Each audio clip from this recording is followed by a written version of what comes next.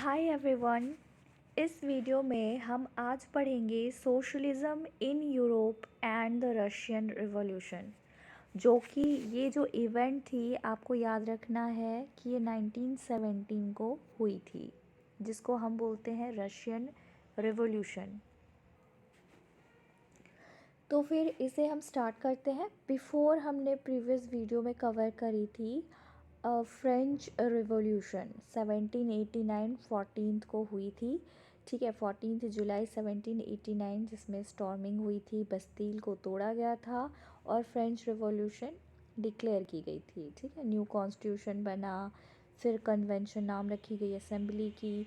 तो ये सब आपको पॉइंट्स याद रखनी है। मैंने प्रीवियस वीडियोस में कुछ डेट्स भी आपको मेंशन कर दिया अकॉर्डिंग टू एनसीईआरटी बुक्स, कौन से इम्पॉर्टेंट है, तो वो सब आपको याद रखना। आज हम पढ़ेंगे the age of social change. ठीक है, कैसे रशिया में अब सामाजिक बदलाव आएंगे। तो हम थोड़ा सा इसका इंट्रोडक्शन देख लेते हैं, जो कि बहुत इम्पॉर्टेंट है। तो प्रीवियस चैप्टर में आप पता है आपने पढ़ा बहुत सारे पावरफुल आइडियाज़ का क्या हुआ, इमर्ज हुआ। ठीक है, जैसे जॉन लॉक, मोंटेस्क्यू, फिर मोंटेस्क्यू के बाद फिर जीन जैक्यूज रोजियो। ठीक है, इनकी फ्रीडम एंड इक्वालिटी में इन्होंने अपनी सोच को क्या करा, वर्ल्ड को प्रोड्यूस कर दिया। ठीक है, यूरोप में ये काफ़ी सर्कुलेट हो गया फ्रेंच रिवॉल्यूशन के बाद। तो फिर फ्रेंच रिवॉल्यूशन जो है ये क्या कर दिया, ये एक पोर्टल की तरह था। इसने ओपन करा एक ऐसी पॉसिबिलिटी को कि एक बहुत ही ड्रामेटिक चेंज आपको सोसाइटी में देखने को मिलेगा। ठीक है, यहाँ पे फ्यूडल था सिस्टम, जो अभी क्या बन जाएगा, बिल्कुल नॉर्मल मॉडर्नाइजेशन हो जाएगा। और हम ये भी देखेंगे मॉडर्नाइजेशन के बाद, ठीक है, मोनार्कियल जो है ना, वो मोनार्कियल सिस्टम भी क्या होगा, उसको हटा दी जाएगी। यानी कि मोनार्कियल को बॉयकॉट करके, यानी कि उसको हटा कर, ठीक है, एबॉलिश कर मोनार्कियल को फिर वहाँ पे रिस्टोर की जाएगी रिपब्लिक को। ठीक है, जो कि बहुत खुद में से एक बड़ी बात थी। अब सरकार को कौन बनाएगा, वोट देकर बनाई जाएगी बाय द नॉर्मल पीपल। यहाँ पे जनरल विल की बात होगी। तो फ्रेंच रिवॉल्यूशन जो है, इससे पॉसिबिलिटी आई। ठीक है, ड्रामेटिक चेंज हुआ हमारे समाज में, पूरे वर्ल्ड की समाज इनफैक्ट आप बोलो तो चेंज हुई है। हमने भी बहुत कुछ फ्रेंच रिवॉल्यूशन से लिया है। हमारा सोसाइटी स्ट्रक्चर्ड हुआ उसी के बेसिस से। As you have read before the 18th century society was broadly divided into states. आपने पढ़ा कि 18th सेंचुरी में कैसे समाज जो है वो 3 स्टेट्स में बटे थे। एक फर्स्ट स्टेट्स था, एक सेकेंड और एक थर्ड। ठीक है, पहला जो था उसमें चर्च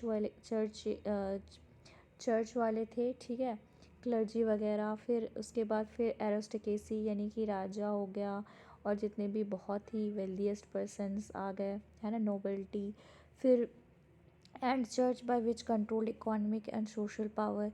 जितनी भी इकोनॉमिक थी, यानी पैसे को लेकर के, आपको पता है 60% जो लैंड थी वो इनको ही बिलोंग करती थी। ठीक है, इनके पास सोशल पावर था, इनको कोई ऑब्लिगेशन नहीं थी टैक्स पे करने की। कोई भी फ्यूडल पे, टैक्स पे, डायरेक्ट टीथेस वगैरह कुछ भी ये टैक्स पे नहीं करते थे। इनफैक्ट इनको सब कुछ ला कर दिया जाता था by the third states. Suddenly after the revolution, अब रिवॉल्यूशन आ गई। रिवॉल्यूशन के बाद क्या हुआ, ये काफ़ी पॉसिबल हो गया कि हम इस चीज़ को इन्होंने इस चीज़ को बदल दिया। ठीक है, चेंज हो गया in many parts of the world including Europe and Asia. ठीक है, तो आपको ये सब तो देखने को यूरोप में चेंज मिला, लेकिन ये स्प्रेड हुई है आइडियाज़। ठीक है, बहुत सारे आइडियाज़ स्प्रेड हुए एशिया तक। नए नए आइडियाज़, इंडिविजुअल राइट्स, ठीक है, control, social power begin to be discuss. इस चीज़ के बारे में लोगों ने काफ़ी डिस्कस करी। इस नई चीज़ के बारे में लोगों ने वेलकम किया, लोगों की सोच बदली।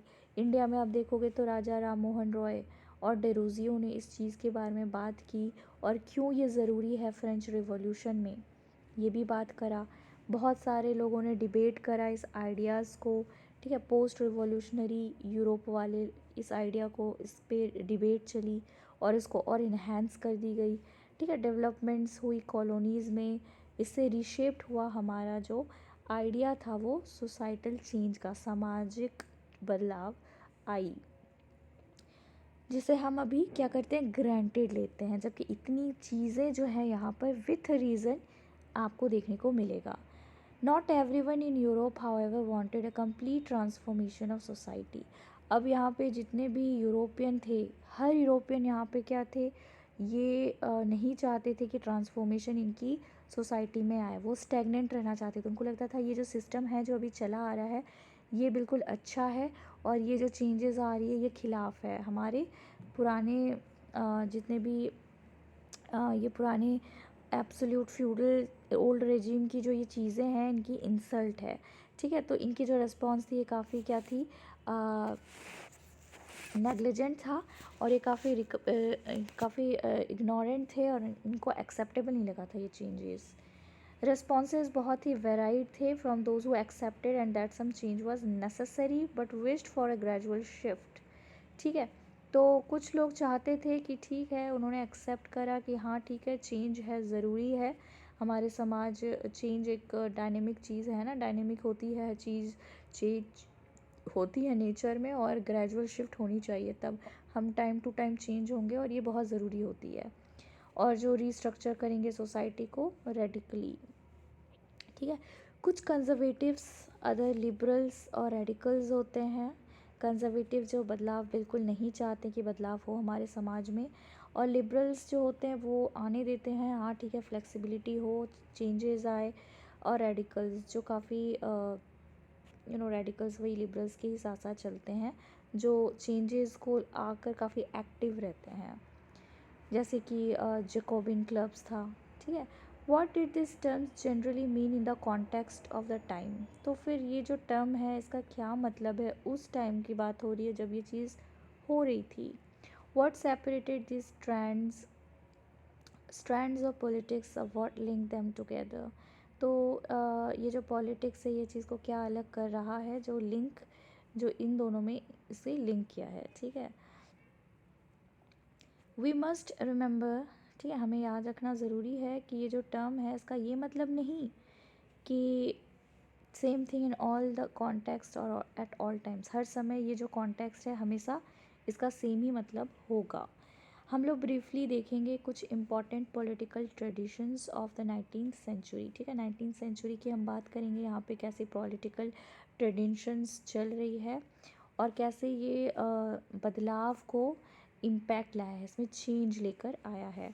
हम फोकस करेंगे कुछ हिस्टोरिकल इवेंट्स। ठीक है, इस हिस्टोरिकल इवेंट्स देखेंगे और कोशिशें करेंगे रेडिकल ट्रांसफॉर्मेशन कैसे आई सोसाइटी में उसे देखने की। Through the revolution in Russia, ठीक है, रशिया में कैसे रिवॉल्यूशन आएगा, सोशलिज्म जो इसका सबसे most important and powerful ideas है जो शेप करेगा सोसाइटी को, कब, तो 20th सेंचुरी। यानी कि हम बिल्कुल सीरियली चल रहे हैं। हमने क्या पढ़ा था फ्रेंच रिवॉल्यूशन में, हमने 17th सेंचुरी को देखा है ना, फ्यूडल सिस्टम ओल्ड रेजिम चल रही थी, और फिर उसके बाद 18th सेंचुरी में हमने प्रोसीड करा। 18th सेंचुरी में वही था फ्रेंच रिवॉल्यूशन, है ना, उसके लेटर फेज़ भी हमने देखा। फिर 19th सेंचुरी में आप देखोगे एंट्री होगी किसकी, नेपोलियन बोनापार्ट की। फिर अब हम 20th सेंचुरी की तरफ फॉरवर्ड मूव कर चुके हैं, and we will study about the Russian revolution. तो अब हम यहाँ पे कुछ आइडियाज़ पढ़ेंगे, जैसे लिबरल्स के, रेडिकल्स के एंड कंजर्वेटिव्स के।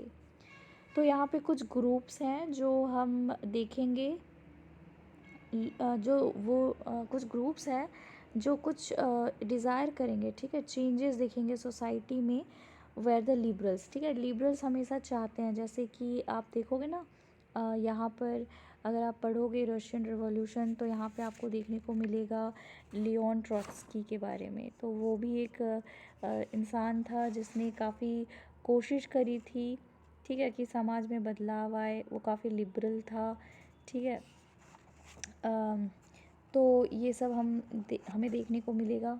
फिर उसके बाद जैसे बोल्शेविक हो जाते हैं, सॉरी मैं लियो टॉल्स्की बोल दी, आई मेंट व्लादिमीर लेनिन। ठीक है, लेनिन जो थे उसकी बात मैं कर रही हूँ, मैंने गलती से उसकी नाम ले ली थी। तो आप व्लादिमीर को जानते हो। ठीक है, व्लादिमीर हम पढ़ेंगे इस रशियन रिवॉल्यूशन में, तो इनकी भी कंट्रीब्यूशन, ये काफ़ी लिबरल पॉलिसी को इंट्रोड्यूस करेंगे, जिससे पूरा जो रशियन रिवॉल्यूशन है उसका क्या होगा, बिल्कुल चेंज हो जाएगा रशिया, और उससे क्या होगा, बहुत डेवलपमेंट आपको देखने को मिल जाएगी, ठीक है, रशिया में। तो इसके बाद आपको दिखेगा कि लिबरल्स जो हैं, अच्छा लिबरल्स की सोच कैसी होती है, लिबरल्स आखिर होते क्या हैं, लिबरल्स एंड यहाँ पे कंजर्वेटिव की बात हो रही है, इन दोनों में क्या फ़र्क होता है। तो जैसे कि मैंने आपको पहले बताया कि जो लिबरल्स होते हैं ना, ये एक्सेप्ट करते हैं कि इनकी जो कंट्री है, ठीक है, ये टॉलरेट करे हर रिलीजन्स को, ये भेदभाव नहीं करेंगे कि यहाँ पे एक रिलीजन है तो सिर्फ एक ही रिलीजन रहे, दूसरे रिलीजन को टॉलरेट नहीं करेंगे, बट ये एक्सेस करते हैं कि हर रिलीजन एक साथ रहे। जैसे इंडिया है, इंडिया में आपको बहुत सारे रिलीजन देखने को मिल जाएंगे, हिंदू मिल जाएगा, पारसी मिल जाएंगे, मुस्लिम्स मिल जाएंगे, फिर बुद्धिज़्म मिल जाएंगे, जैन मिल जाएंगे। तो ये सब की आप कल्मिनेशन देख सकते हो इंडिया में, ठीक है। तो ये रिमेंबर करने की ज़रूरत है कि यूरोपियन स्टेट जो हैं वो यूजुअली क्या करते थे, डिस्क्रिमिनेट करते थे in favour of one religion और अनदर, ठीक है। वो हमेशा क्या करते, फेवर करते थे कि ये रिलीजन अच्छा है, दूसरे रिलीजन ख़राब है। आप जैसे देख सकते हो कि एडोल्फ हिटलर ने क्या करा था, उसने लेबलिंग करी थी कि ज्यूइश रिलीजन जो है वो सबसे इन्फीरियर है, उसे इस अर्थ से ही हटा देनी चाहिए, तो उसने एक्सटर्मिनेशन पॉलिसी अडॉप्ट की थी। तो ये सब जो पॉलिसी है, तो आपको याद रखना है कि एक रिलीजन को फेवर करना, तो ब्रिटेन ने फेवर करा था church, England, Austria, Spain favour करा था कैथोलिक चर्च, ठीक है। तो ये लोग की अपनी प्रेफरेंसेस हैं कि ये क्या प्रेफर कर रहे हैं, तो इनको हम लिबरल नहीं बोलेंगे।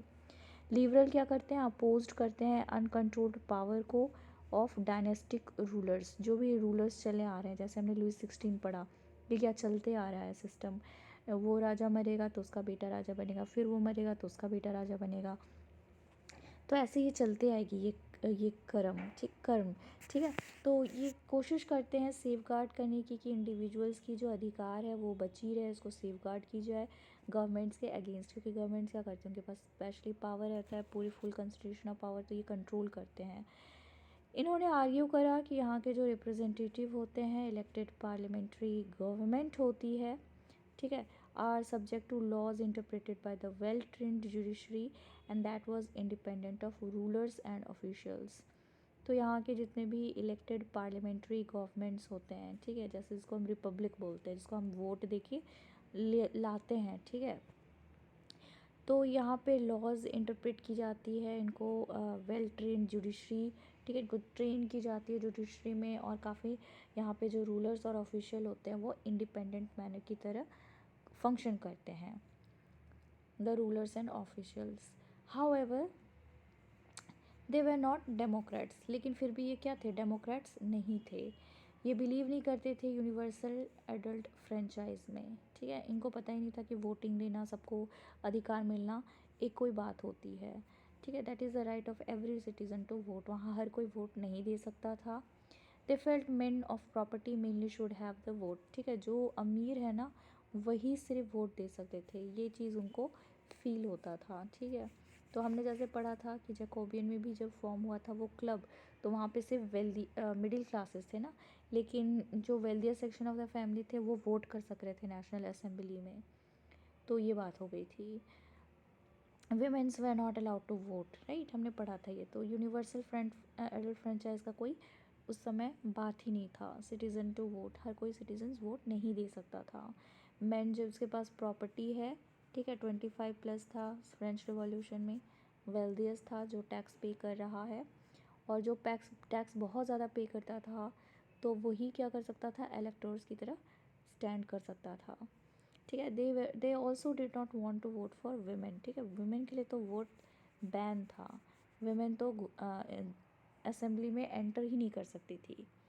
इन contrast radicals wanted a nation in which government was based on the majority of country's population. अब यहाँ पे हमने लिबरल के बारे में पढ़ लिया, अब हम रेडिकल्स के बारे में देखते हैं। ये क्या चाहते हैं कि कोई भी जो कंट्री है, ठीक है, इसका जो गवर्नमेंट होता है वो मेजॉरिटी में कंट्रीज़ का पॉपुलेशन है, आपको पता है कि गवर्नमेंट जो है वो बने पूरे लोगों की, मतलब ज़्यादा से ज़्यादा जितना कंट्रीज़ का पॉपुलेशन है ना उनकी विलिंग से बने कि हाँ ये गवर्नमेंट को बनना चाहिए, मेजॉरिटी ऑफ वोट्स, ठीक है। बहुत लोगों ने वुमेन सफ़रगेट मूवमेंट्स में पार्टिसिपेट करा, सपोर्ट करा, हाँ वुमेन को भी राइट मिलनी चाहिए वोट्स के लिए। अनलाइक लिबरल्स ने ये नहीं करी थी। तो आपको ये पॉइंट को याद रखना है, लिबरल्स ने यहाँ पर अलाउ नहीं करा था वोट्स के लिए वुमेन को। और यहाँ पे बहुत लोगों को क्या था, एडल्ट फ्रेंचाइज की राइट्स नहीं थी, only the wealthier section of the family. ये लिबरल्स का कॉन्सेप्ट है। यहाँ पे जो रेडिकल्स हैं, इन्होंने सपोर्ट करा था वुमेन सफरगेट को, यानी कि women haves the right to vote as well. ठीक है। फिर इन्होंने अपोज करा था, याद रखना है, कि privileges of great land owners and wealthy factory owners. ठीक है, इनका अपोज की जाए। जैसे प्रिविलेज मिली है, जैसे बहुत सारे जो लैंड ओनर्स होते हैं उनके पास बहुत सारे लैंड्स होते हैं, बहुत वेल्दी होते हैं फैक्ट्री ओनर्स। ठीक है, तो इनको अपोज किया गया। They were not against the existence of private property. ये अगेंस्ट में नहीं है कि प्राइवेट प्रॉपर्टी कोई बंद करवा दें, बट इनको पसंद नहीं है कि इनके पास पूरी की पूरी प्रॉपर्टी इनके हाथ में है। ठीक है, हैंड्स ऑफ अ फ्यू, मतलब सबके पास डिस्ट्रीब्यूटेड नहीं है इक्वली। भाई प्राइवेट आप एंटरप्राइज खोलो, बट आपके पास पूरा 100% पावर जो है आपके पास ही कम्प्लीटली नहीं होनी चाहिए। पूरी जो प्रॉपर्टी है ना, आपके फ्यू हैंड्स में ही नहीं होनी चाहिए, सबके पास इक्वली डिस्ट्रीब्यूटेड होना चाहिए। तो ये रेडिकल की सोच थी। अब यहाँ पे कंजर्वेटिव्स आ जाता है, जो कि काफ़ी रेडिकल्स को क्या करता है, अपोज करता है, और लिबरल्स को भी अपोज करता है। जब फ्रेंच रिवॉल्यूशन आपको पता है उसके बाद आई, ठीक है, आफ्टर द फ्रेंच रिवॉल्यूशन, मतलब फ्रेंच रिवॉल्यूशन के बाद, हाउएवर यहाँ पे जो कंजर्वेटिव्स हैं, इन्होंने अपने दिमाग को थोड़ा बहुत, ठीक है, बदलाव लाने की कोशिश करी। उनको तो ज़रूरत था कि बदलाव आनी ही चाहिए समय के साथ। पहले क्या था, 18th सेंचुरी में कंजर्वेटिव्स जो थे वो जनरली अपोज करते थे कि कोई भी आइडिया ऑफ चेंज ना आए। ठीक है, जो चल रहा है वैसा ही रहे। लेकिन 19th सेंचुरी में आप देखोगे इन्होंने एक्सेप्ट किया कुछ चेंज को, जो कि बहुत ही इनएविटेबल है, जिसको रोका नहीं जा सकता, और बिलीव करा कि जो पास्ट में जो है उसको हमें रिस्पेक्ट करनी चाहिए। और चेंज जो है वो काफ़ी स्लो प्रोसेस से आए। ठीक है, इतनी अचानक से भी नहीं आए कि हमारा सोसाइटी में इसका एक बहुत ही एडवर्स इफ़ेक्ट पड़े और हमारा जो पास्ट है उसकी इंसल्ट हो। ठीक है, तो पास्ट के साथ और न्यू प्रेजेंट के साथ एक छोटा सा यहाँ पे क्या होना चाहिए, ग्रेजुअल इंक्रीमेंट होनी चाहिए कि समय के साथ, ठीक है, चेंज तो इनएविटेबल है, चेंज आना ज़रूरी है, लेकिन बहुत ग्रेजुअल होना चाहिए। ठीक है, ये इनकी सोच थी। फिर यहाँ पे डिफरिंग आइडियाज़ जो थे सोसाइटल चेंज की, एक क्लैश होती थी, सोशल पॉलिटिकल टर्मोइल आ जाता था। ठीक है, इसमें उथल पुथल होती थी, जो कि फ्रेंच रिवॉल्यूशन में आपको देखने को मिला था। The various attempts at revolution and national transformation in the 19th century help define both the limits and potential of this political tendencies. तो यहाँ पे जितने भी कोशिशें की गई थी रिवॉल्यूशन होने में, और बहुत सारे कंट्री में जो चेंजेस आए, ठीक है, 19th सेंचुरी में, इससे हमें बहुत कुछ पता चला। ठीक है, लिमिट्स पता चली और क्या पोटेंशियल थी पॉलिटिकल, कितनी दूर तक ये चीज़ जा सकता था, दायरा। ठीक है, तो इससे हमें बहुत कुछ आइडिया मिला। Industrial society and social change, यहाँ पे इस टॉपिक को we will cover this in the next video. तब तक के लिए see you guys, take care, bye.